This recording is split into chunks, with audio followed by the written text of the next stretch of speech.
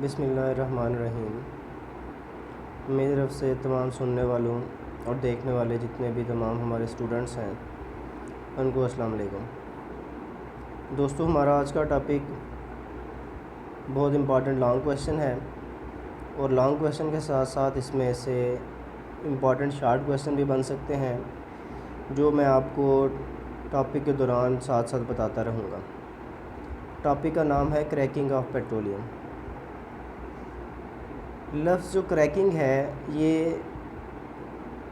Crack से निकला है। क्रैक का मतलब है तोड़ना। इसकी डेफिनेशन या प्रोसेस पे आने से पहले हम देखते हैं कि इस प्रोसेस की हमें ज़रूरत क्यों पेश आती है। देखें, हमने कल पढ़ा था कि पेट्रोलियम जो क्रूड ऑयल हम हासिल करते हैं ज़मीन के अंदर से, उसमें से डिफरेंट फ्रैक्शंस हमारे पास आती हैं। फ्रैक्शन जैसे मेन मैं आपको दोबारा रिवाइज़ कर देता हूँ। उसमें गैसोलीन है जिसको हम पेट्रोल भी कहते हैं, उसके अंदर डीज़ल भी आ जाता है, केरोसिन ऑयल है और इसके अलावा बहुत सारी चीज़ें हमने पढ़ी थी। अब देखिए, दुनिया में जितनी भी इंडस्ट्री है, जो मोटर इंडस्ट्री है, जितनी भी कार्स हैं या ट्रक हैं या मोटर बाइक्स हैं, ये सारे के सारे इस्तेमाल करते हैं डीज़ल या पेट्रोल को। और आपने देखा होगा कि ज़्यादातर जो है वो रोज़मर्रा ज़िंदगी में हमें पेट्रोल की ज़रूरत पड़ती है। अब जो फ्रैक्शनल डिस्टिलेशन से पेट्रोल हासिल होता है वो तकरीबन 20% है। यानी कि अगर आपके पास 100% क्रूड ऑयल है तो उसमें से 20% जो है वो आपको गैसोलीन हासिल होती है।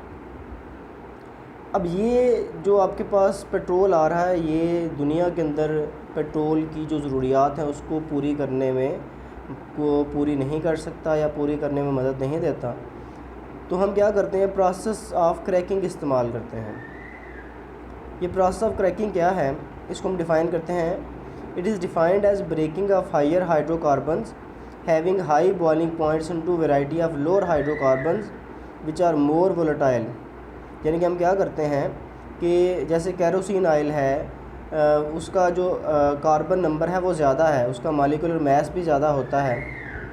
तो हम क्या करते हैं कि उसको तोड़ के ऐसे कुछ कंपाउंड्स के अंदर कन्वर्ट करते हैं कि वो एक तो पेट्रोल में कन्वर्ट हो जाता है, उसके अलावा भी उसके अंदर बाई प्रोडक्ट्स बनती हैं। तो जो हाई कार्बन नंबर वाला होगा उसका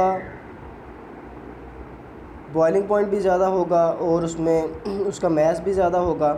जब उसको तोड़ देंगे तो वो छोटे छोटे कंपोनेंट्स या फ्रैगमेंट्स में कन्वर्ट हो जाएगा, जिसका मॉलिक्यूलर मास भी कम होगा और उसका बॉइलिंग पॉइंट भी कम होगा। जैसे आपको पता है पेट्रोल, इसको अगर आप खुला छोड़ दें ओपन एयर में तो ये उड़ जाता है, एवेपोरेट कर जाता है, क्योंकि इसका बॉइलिंग पॉइंट कम होता है।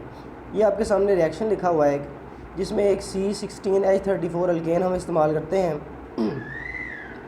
700 डिग्री सेंटीग्रेड पर इसको हीट करते हैं तो ये एक हेप्टेन में कन्वर्ट हो जाता है, जो पहला कंपाउंड आपके सामने लिखा गया है।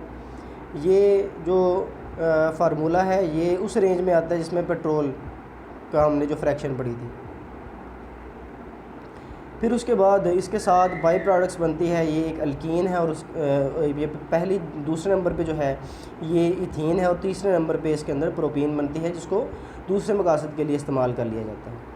क्रैकिंग का जो प्रोसेस है इसमें हम क्या करते हैं कि लॉन्ग चेन जो कार्बन बॉन्ड्स हैं उनको तोड़ के छोटे मालिक्यूल में कन्वर्ट कर देते हैं। अब ये जो प्रोसेस है ये मुख्तलिफ वेज़ में या मुख्तलिफ तरीक़ों में किया जा सकता है। 3 तरीके हैं इसके। पहला है थर्मल क्रैकिंग। ये जो ऊपर हमने पढ़ा है ये असल में थर्मल क्रैकिंग ही है और इसकी मदद से हम क्या करते हैं कि पेट्रोल के साथ साथ इथीन और प्रोपीन को हासिल करते हैं। दूसरा जो प्रोसेस है वो है कैटालिटिक क्रैकिंग।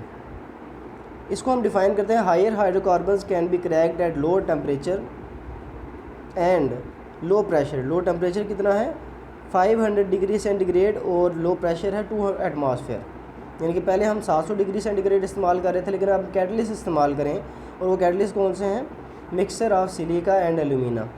सिलिकॉन डाइऑक्साइड को सिलिका कहते हैं और एल्युमिनियम ऑक्साइड को हम जो है वो एल्यूमिना कहते हैं। इन दोनों को इस्तेमाल करेंगे तो टेम्परेचर भी कम हो जाएगा, प्रेशर भी कम इस्तेमाल करना पड़ेगा और ये टूट के हमारे डिज़ायर्ड प्रोडक्ट में कन्वर्ट हो जाएगा और इस प्रोसेस को हम कैटालिटिक क्रैकिंग कहते हैं।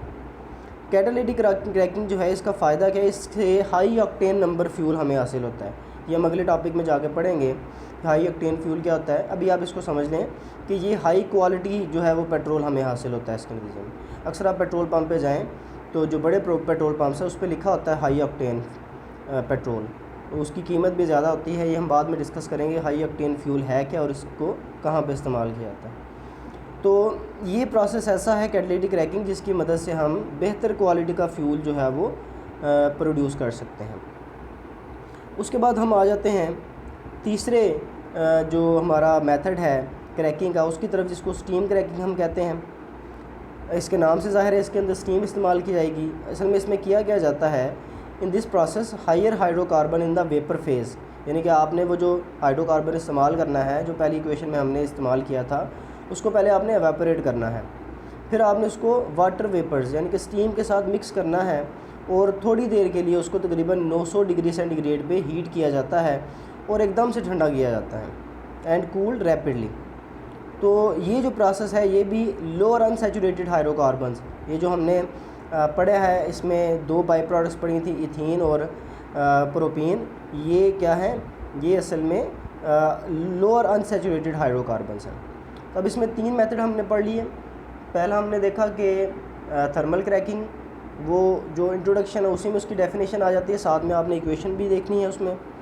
और दूसरे नंबर पे आ जाता है कैटालिटिक क्रैकिंग, इसकी भी डेफिनेशन, और तीसरा हमने पढ़ा है स्टीम क्रैकिंग। अब एक तो मैंने आपको बताया कि ये लॉन्ग क्वेश्चन के तौर पे इम्पॉर्टेंट है, बाकी शॉर्ट क्वेश्चन इसमें से क्या बन सकते हैं, ये तीनों जो हैं इनमें से कोई से भी दो आपसे पूछे जा सकते हैं। मसलन आपसे पूछा जा सकता है differentiate between thermal cracking and catalytic cracking, या आपसे पूछा जा सकता है differentiate between catalytic cracking and steam cracking, या इनमें से कोई भी दो का डिफरेंस पूछा जा सकता है। उसमें आपने जो कंप्लीट पैराग्राफ एक लिखा हुआ है हर एक टॉपिक के नीचे, इसको आपने अच्छी तरह याद कर लेना, नोट कर लेना। तो आप इसको लॉन्ग क्वेश्चन के तौर पे नोट कर लें, ये रिपीटेडली जो है वो बोर्ड के एग्ज़ाम्स में आता है। और बाकी आप इसमें अगर ये लॉन्ग क्वेश्चन के तौर पे नहीं आता तो बहुत ज़्यादा चांसेस हैं कि इसमें से शॉर्ट क्वेश्चन लाजमी तौर पे आ सकता है। और शॉर्ट क्वेश्चन क्या हो, यानी कि आप अगर पूरा का पूरा टॉपिक याद कर लेते हैं तो उसमें आपका लॉन्ग क्वेश्चन भी कवर हो जाएगा और शॉर्ट क्वेश्चन भी कवर हो जाएंगे। अब ये तो हो गए इसकी डेफिनेशन और इसके जो बनाने के तरीक़ाकार है। उस पर एंड पे जो पैराग्राफ लिखा हुआ है जो कि हेडिंग इसके ऊपर नहीं दिया गया, लेकिन आपने इसके ऊपर हेडिंग देना है, और वो है इम्पॉर्टेंस ऑफ क्रैकिंग।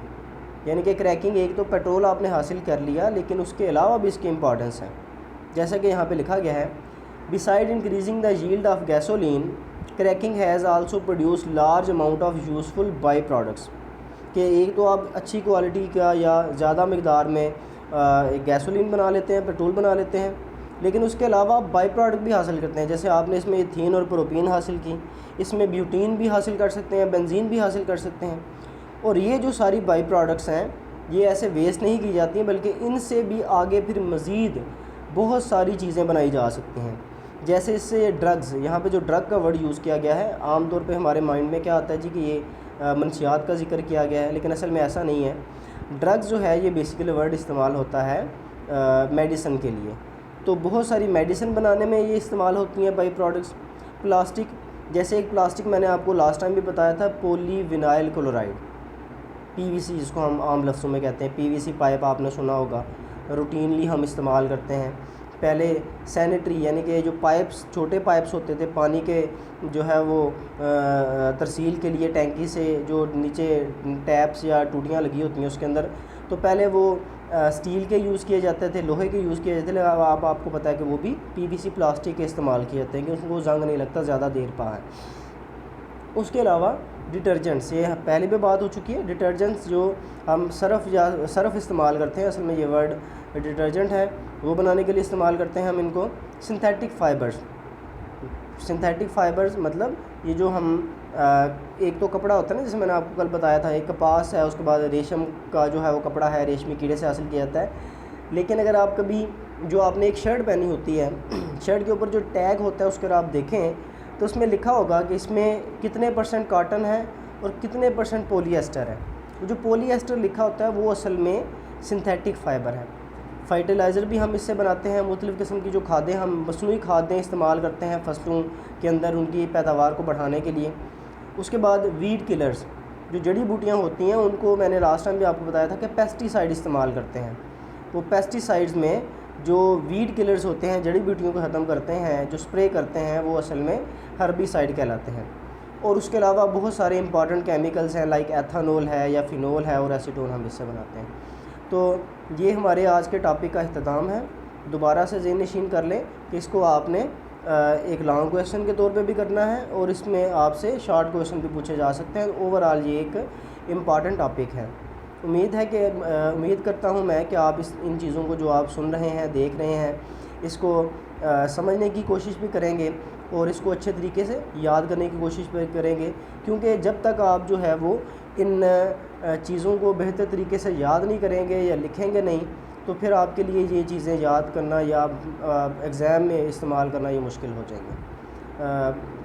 अगले लेक्चर के लिए हमारा जो कॉलेज का यूट्यूब चैनल है इसको सब्सक्राइब करना ना भूलें और इस वीडियो को लाइक ज़रूर कीजिएगा।